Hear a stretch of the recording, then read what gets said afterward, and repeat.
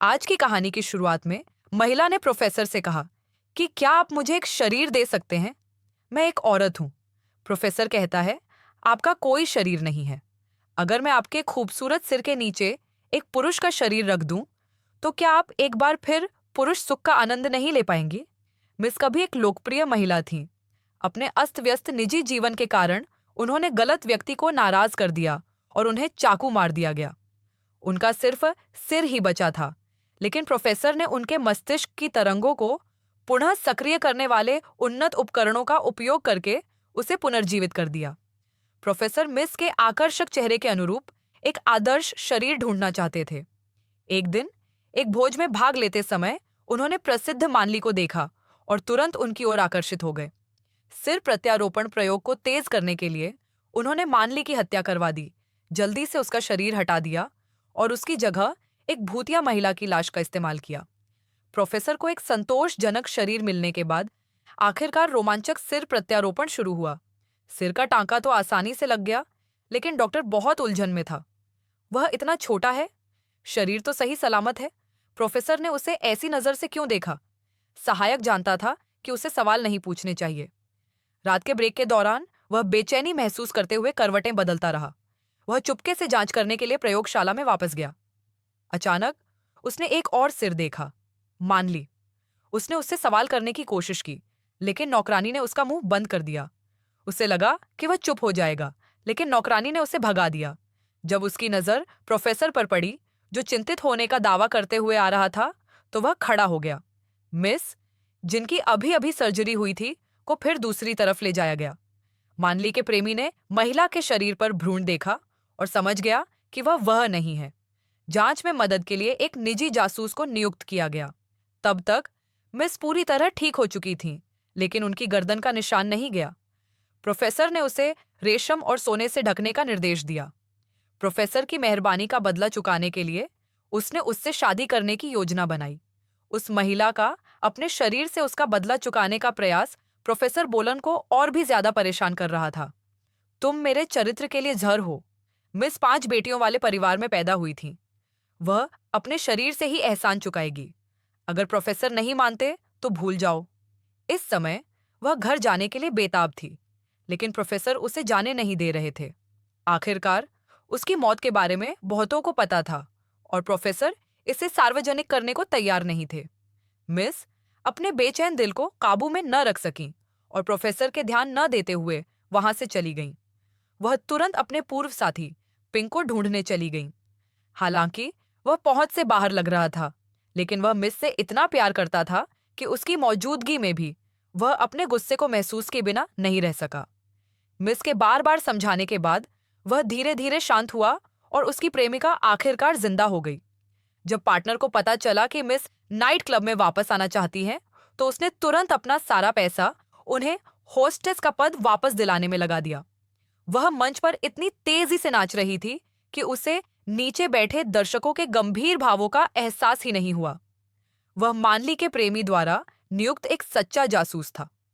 Miss के कंधे पर दर्द देखकर उसे एक अजीब सा ख्याल आया और वह नाइट क्लब के मालिक के पास जाकर स्थिति के बारे में पूछताछ करने लगा। मालिक भी हैरान था। उसने मिस का शरीर पहले अपनी आंखों से देखा था, तो क्या वह बिल्कुल बदल गया था? वह पहले से ज्यादा लंबा लग रहा था और उसका शरीर पहले से भी ज्यादा दुबला पतला था। बॉस की बातों से जासूस को तसल्ली मिली और वह सीधा मिस के पास गया और उनसे उनके शरीर के बारे में पूछा। यह मिस निकली। उसे डर का एहसास हुआ, लेकिन जाहिर है कि उसने इसे स्वीकार करने की हिम्मत नहीं की। लेकिन जासूस ने उसकी गर्दन से निशान नोच डाला और जैसे ही वह खुला, उसके सारे राज खुल गए। मिस सिर्फ सच बता सकती थीं, लेकिन वे प्रोफेसर की मदद के लिए आभारी थीं और उन्होंने उनकी पहचान उजागर नहीं की। नानवू के इन जासूसों ने जल्दी से उस व्यक्ति का पता लगा लिया जिसने यह शोध किया था। उन्हें पता चला कि इस क्षेत्र के पुराने प्रोफेसर की मृत्यु हो चुकी है और उनके प्रशिक्षु वर्तमान प्रोफेसर को उनकी विरासत में मिली है। वे मानली की तस्वीर लेकर उनके पास गए, लेकिन प्रोफेसर ने कहा, जाने दो, और कुछ शब्दों के साथ जासूस को भगा दिया। लड़की ने गलती से एक उपकरण का गलत स्विच दबा दिया। तीसरा सिर उस पुराने प्रोफेसर का था जिसे मृत माना जा रहा था। पुराने प्रोफेसर के शोध को हथियाने के लिए प्रोफेसर ने झूठा दावा किया था कि प्रोफेसर बीमार हैं, लेकिन असल में उन्होंने सिर अपने पास रख लिया था। उन्होंने प्रोफेसर के परिवार को धमकाया, उनके दिमाग में मौजूद सारा ज्ञान चुराने की कोशिश की। गुस्से में वे प्रोफेसर को वापस भेजना चाहते थे, लेकिन पूरी कहानी सुनने के बाद प्रोफेसर ने तुरंत अपने संबंधों का इस्तेमाल करके उन्हें मानसिक अस्पताल में भर्ती करा दिया। दूसरी तरफ मिस को अचानक तेज सिर दर्द होने लगा। प्रेमी अपनी दर्द निवारक दवाएं लेने गया, लेकिन प्रोफेसर के आदमियों ने मौके का फायदा उठाकर मिस का अपहरण कर लिया। उसके शरीर पर बैंगनी निशान देखकर प्रोफेसर ने घोषणा की कि वह यह शरीर त्याग देंगे। अपनी जान जोखिम में डालकर प्रयोगशाला में घुसने वाले प्रेमी को मिस का सिर मिला।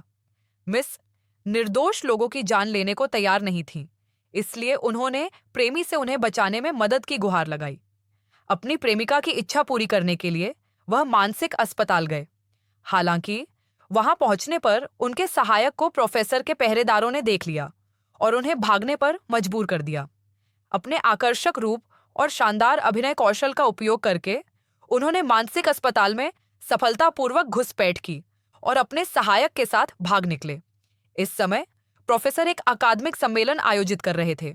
एक महान हस्ती, मृतकों में से पुनर्जीवित होने की क्षमता होने के कारण प्रतिभाशाली लोग अपने जीवन को अनिश्चित काल तक बढ़ा सकते हैं। हम मृत बच्चों को उनकी माताओं के पास वापस कर सकते हैं, पत्नियों को उनके माता पिता के पास वापस कर सकते हैं। हम उन्हें पूर्ण मनुष्य बनाने के तरीकों का उपयोग कर सकते हैं। दर्शकों ने तालियां बजाईं। प्रयोग की सत्यता की पुष्टि करने के लिए प्रोफेसर मिस से बयान लेना चाहते थे, लेकिन मिस ने रोते हुए बोलने से इनकार कर दिया। जैसे ही प्रोफेसर बोलने ही वाले थे, उन्होंने सच्चाई उजागर कर दी, जिससे प्रोफेसर का दुष्ट हृदय सबके सामने आ गया। वह घटनास्थल से भाग गया, प्रयोगशाला में वापस आया और तुरंत सबूत मिटा दिए। अपने मस्तिष्क तरंगों पर नजर रखने वाले उपकरण को अनप्लग कर दिया। यह सोचकर कि पुलिस को कोई सबूत नहीं मिलेगा, बटलर अचानक आगे बढ़ा। उसने बहुत पहले ही देखना बंद कर दिया था। 3 सिर मिलने के बाद प्रोफेसर को पता चल गया कि अब उसका अंत हो गया है, इसलिए उसने खुद को जहर का इंजेक्शन लगा लिया।